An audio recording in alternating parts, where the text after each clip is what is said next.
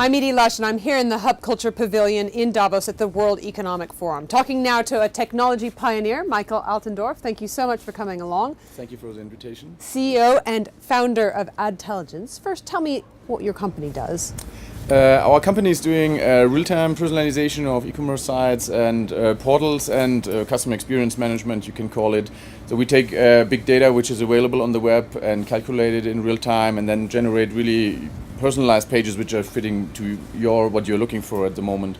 In the end, the same as Google is doing on search, we're doing more for e-commerce.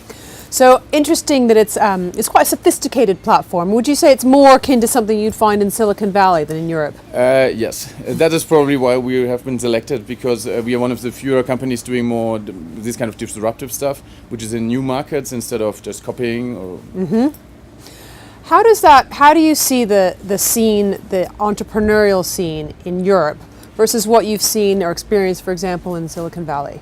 So this is a good point where we discussed a lot about here also the differences in the European groups against the tech pioneer groups were mainly people from Silicon Valley or Boston area, that Europe's culture is not really supportive for people starting companies.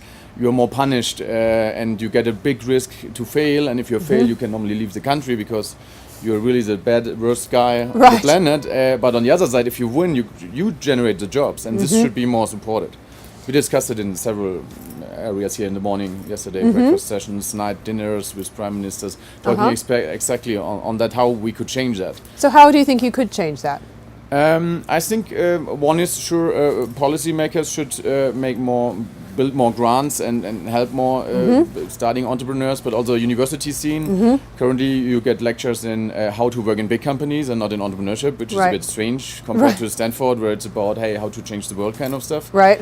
Yeah, and also the whole surrounding. The ecosystem was built up in the last 5 to 10 years a lot, but you can do much more. So we have now more startup scenes in London, Paris, Berlin, but I think it's not comparable to Silicon Valley. So starting a company is a topic, but scaling a company is extremely difficult because of the funding. So do you think you'd move to the Valley? I'm thinking about that. And we're discussing that in our board a lot with European investors. And some say, hey, you should sell the company. We are now at the level where we could sell it, and but this is exactly the opposite of starting a company. You want to build it and grow it, and now at the point where the market just starting and we hit a certain level, the Europeans are often selling. So do you think it's easier to scale in the States? Yeah, definitely. You get a zero more on the at the end of the check from the investor. That's fascinating. Thank you so much for coming along, Michael. Thank you very much. To the Hub Culture Pavilion here in Davos, and I'm Edie Lush.